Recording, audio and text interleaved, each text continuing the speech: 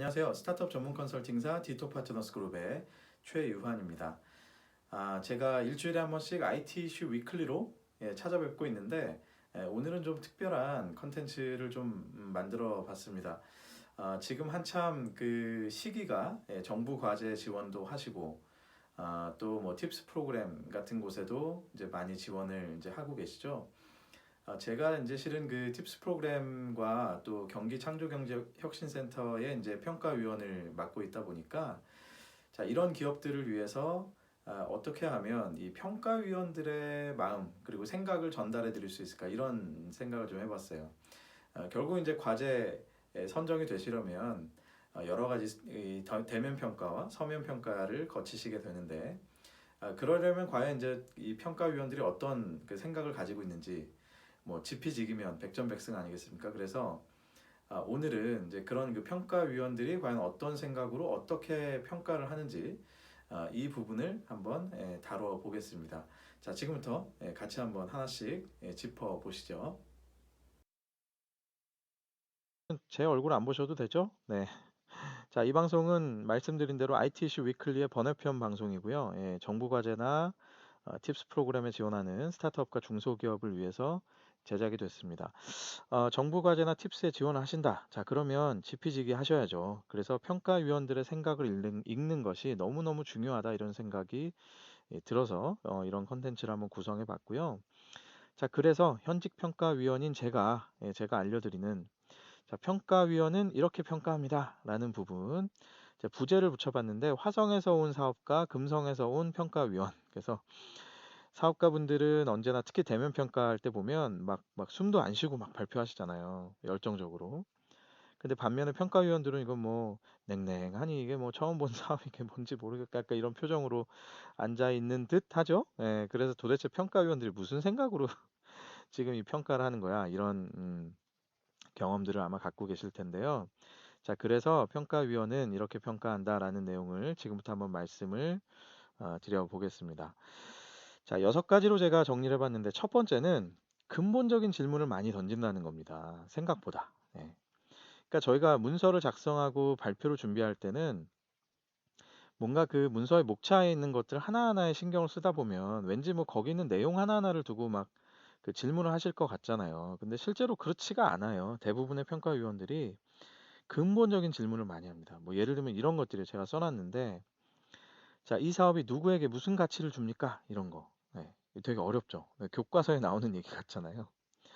근데 이런 질문들. 그 다음에, 자, 그런데 이 사업이 없더라도 지금 그 주겠다는 그 가치는 어떤 형태로든 대체가 되고 있지 않냐, 만족이 되고 있지 않냐, 뭐 이런 얘기죠. 그러니까 결국 제안하는 그 사업이 이게 뭐 꼭 필요한 거 맞습니까? 이런 얘기죠. 그거 없더라도 세상은 잘 돌아가지 않나요? 뭐 이런 얘기. 예.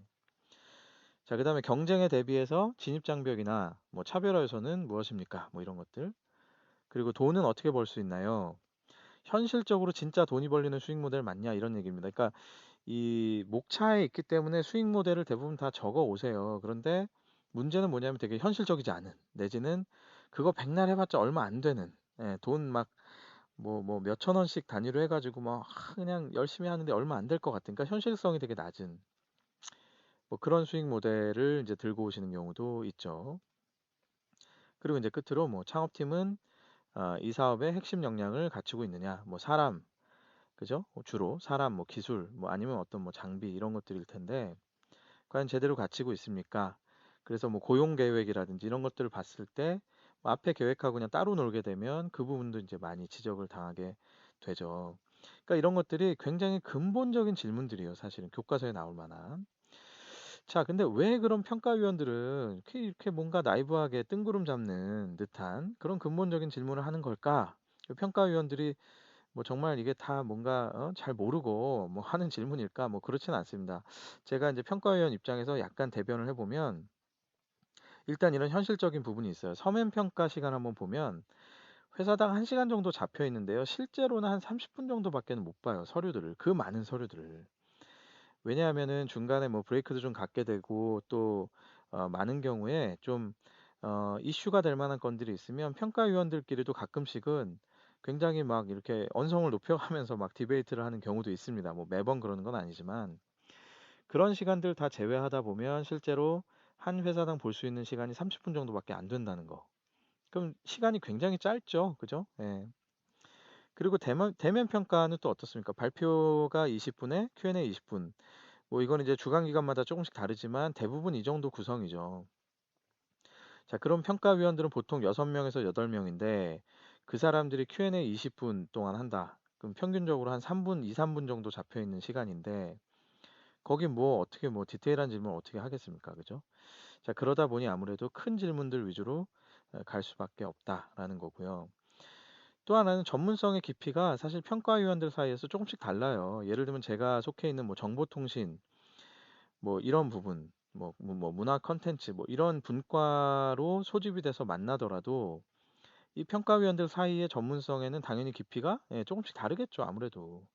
자, 그러다 보니 만약에 나한테 어떤 과제가 딱 왔는데 이 과제가 나한테는 좀 전문성이 좀 낮다. 그럼 어떻습니까? 당연히 막 깊이 파고드는 질문보다는 조금 더 큰 질문들을 하게 될 가능성이 좀 높겠죠. 자, 그런데 또 이런 부분도 있어요. 대부분의 평가위원이 이 각 분야에서 한 20년 이상씩은 경력을 보유한 사람들입니다. 그러다 보니까 이런 소위 말하면 빠꾸미들은 이 성의 습성이 있어요. 습성. 뭐냐면 근본적인 베이직한 것들이 이해가 안 되면 이게 못 넘어가는 거예요. 그러니까 먼저 빨리 이제 베이직한 것부터 빨리 이해를 하고 그다음에 디테일한 질문들을 마지막에 진짜 한두 개 정도 던지는 그런 정도로 이제 가게 되는 경우가 있죠. 물론 이제 모든 평가위원이 이렇다는 건 아닙니다. 어떤 경우는 되게 그 디테일에 막 집착하시는 분들도 있긴 있어요. 그래서 제가 말씀드리는 게 질문만 한다 이런 뜻이 아니고요. 대부분의 분들이 디테일한 것만 막 드립하고 준비해 갖고 오는데 근본적인 큰 질문들이 나왔을 땐 답을 못 하시기 때문에 제가 이 말씀을 드리는 거예요. 그죠? 그러니까 좀 어려우시겠지만 디테일한 것도 준비를 하시고 이런 근본적인 질문에 대해서도 한번은 준비를 하셔야 된다라는 겁니다. 한마디로 이 사업이 이게 진짜 되겠나? 이런 관점으로 보게 된다라는 것이죠. 자, 두 번째, 과제의 목적, 또 의도, 그다음에 어떤 지원, 뭐죠? 그 지원하는 그 기준, 이런 것들에 부합하는가, 이런 것들을 또 생각보다 많이 봅니다. 예를 들어서 사업화 지원 과제인데 뭐 기술 얘기만 잔뜩 써 있다든지 해외 마케팅 과제인데 뭐 시장에 대한 우선순위와 진출 전략, 뭐 파트너십 이런 내용이 없다라고 한다면 어떨까요? 그리고 R&D 과제인데 뭐 기술 개발에 대한 구체적인 계획이나 지표가 설정되어 있지 않다. 뭐 이러면은 이제 어떤 또 이제 이런 경우도 알고 보니까 지원 자격에 안 맞는 거예요. 뭐 매출 기준이나 업력이나 뭐 창업자에 대한 조건 이런 등등이 뭐 안 맞는 경우 이런 경우들이 생각보다 많이 있거든요. 근데 이렇게 얘기를 했을 때 아마 이 방송을 보시는 분들은 당연해 보이죠, 그죠? 예, 당연히 저걸 왜 틀려? 왜 안 맞춰? 그죠? 뭐 우리 회사는 아닌데 이렇게 생각하시잖아요. 근데 생각보다 많은 회사들, 제가 느끼기로는 한 열에 한 서너 회사 정도는 이런 오류를 범하고 계세요. 예. 본인들은 아니라고 생각하는데, 그죠? 자, 그러면 이제 어떻게 되느냐? 평가위원 입장에서는 야, 이거 뭐 과제 안 내서 이런 것도 제대로 안 읽었구나. 이렇게 생각이 되는 거예요. 근데 왜 이런 일이 발생을 할까? 결국은 뭐냐면 저도 이제 과제 평가뿐만 아니라 저도 사실 과제 지원 많이 해봤거든요. 제출 이제 여러 번 해봤는데.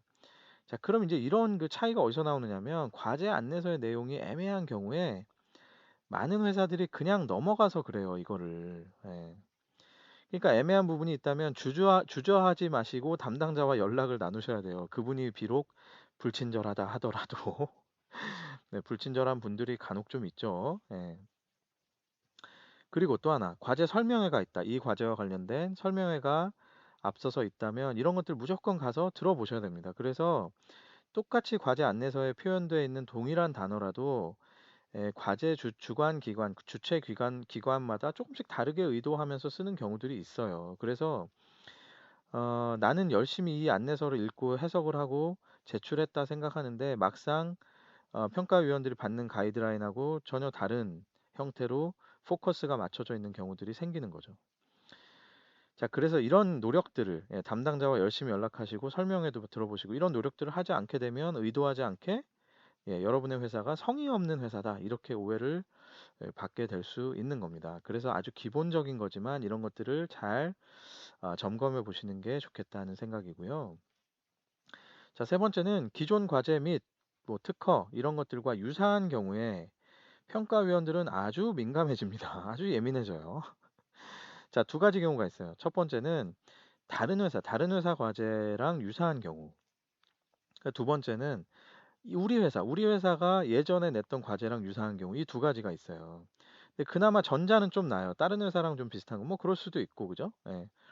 뭐 근데 이제 후자 이미 이 회사가 기존의 과제를 해서 선정이 돼서 지원을 받고 있는데 그 또 비슷한 게 올라왔어? 라고 하면 아주 민감하고 아주 까칠하게 들여다보게 돼 있습니다. 왜 그러냐면 간혹 가다가 비슷한 과제를 여기저기 울거먹 재탕 삼탕 이렇게 하면서 하는 분들이 분명히 있어요. 근데 그렇기 때문에 이제 이런 부분에 아주 민감하게 보는 것이죠. 자, 그래서 이런 오해를 피하려면 뭐 과제들 모여 있는 연구 과제들 모여 있는 프리즘이란 사이트나 뭐 키프리스나 이런 데 가서 좀 검색도 해보시고 그다음에 업계 동향도 좀 살펴보시고 뭐 우리가 하는 거랑 좀 비슷하게 하는 회사가 있나 이런 것도 좀 알고 계셔야 돼요. 그래서 이게 실제 대면 평가에서 이런 질문이 나왔을 때 매우 적극적으로 다르다는 것들을 보여줄 수 있어야 됩니다. 뭐 서면에서 보여주시면 더 좋고 대면에서 이런 질문이 나왔을 때라도 아주 적극적으로 이거는 디펜스를 해주셔야 돼요. 그렇지 않으면 굉장히 바로 오해를 사게 돼요. 그래서 그냥 이 회사가 그냥 뭐 비슷한 기술 하나 가지고 막 여기저기 과제를 넣구나 이렇게 오해할 수 있거든요. 그래서 이 부분은 역시나 반드시 이건 어떤 과제 안내서에 써 있지 않을 수도 있어요. 그럼에도 불구하고 하여튼 이거는 반드시 체크를 한번 해보시는 게 좋습니다. 자, 네 번째는 장기 과제든 단기 과제든 간에 1년 내에 뭔가 마일스톤을 기대를 하게 돼요, 평가위원들은. 그래서 과제의 성격마다 다르긴 하겠지만 제가 생각하기에 이거는 사실은 사람의 본능이라고 생각해요. 뭐냐면 누구든 간에 이 정부에서 지원되는 이런 돈으로 뭔가 세워라, 내워라 이렇게 하는 것들을 좋아할 리가 없다는 거예요. 이게 이제 사람의 본능이라는 거죠. 특히 이제 평가위원들 중에서는 실제 사업 경험을 가진 분들이 꽤 많습니다.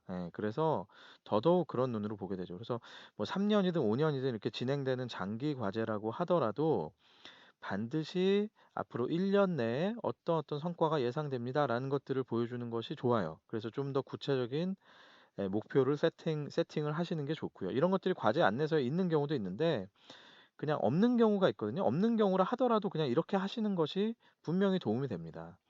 근데 요거는 뭐 뇌피셜입니다만 지금 그냥 전반적인 분위기인 것 같아요. 벤처 투자자들의 움직임도 그렇고 정부 지원의 움직임도 그렇고 조금 더 현실적이고 가시적인 성과를 요구하는 그런 거시적인 흐름이 있어서 아마도 그런 것 같습니다.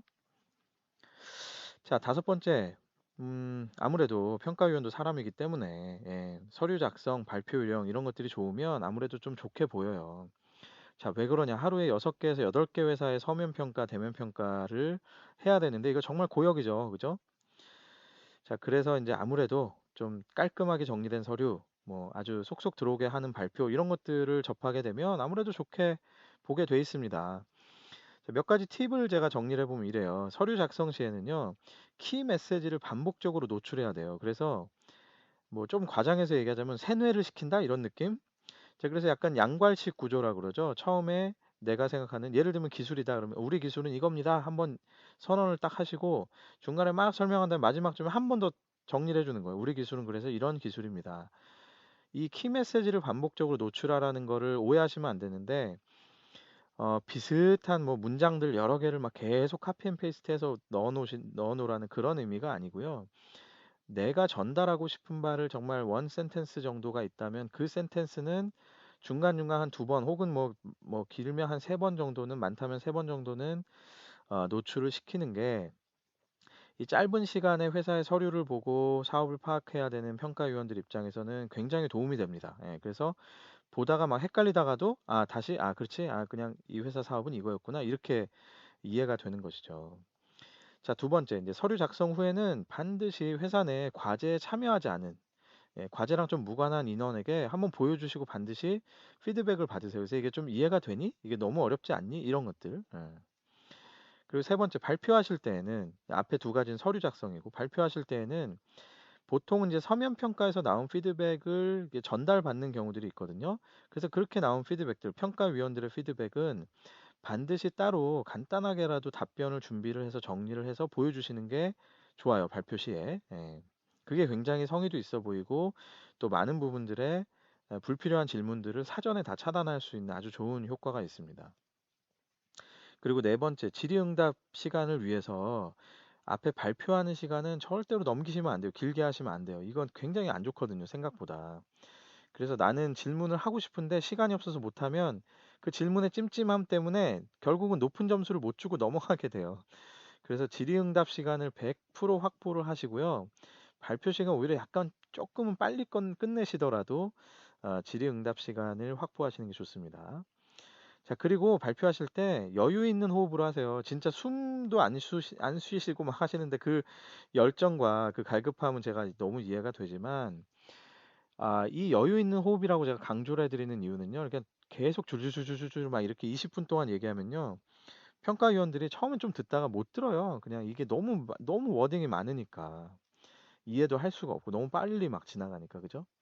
그래서 조금 여유 있는 호흡으로 핵심적인 메시지 위주로 하여튼 그렇게 발표하시는 게 좋겠다라는 내용입니다. 자, 마지막으로 결국은 사람이 하는 일이에요. 그래서 이 평가위원들도 진정성이 느껴질 때 사실은 좋은 평가를 하게 됩니다. 그래서 진정성을 갖고 과제에 지원을 하게 되면 사실 이건 반드시 느껴지게 돼 있거든요.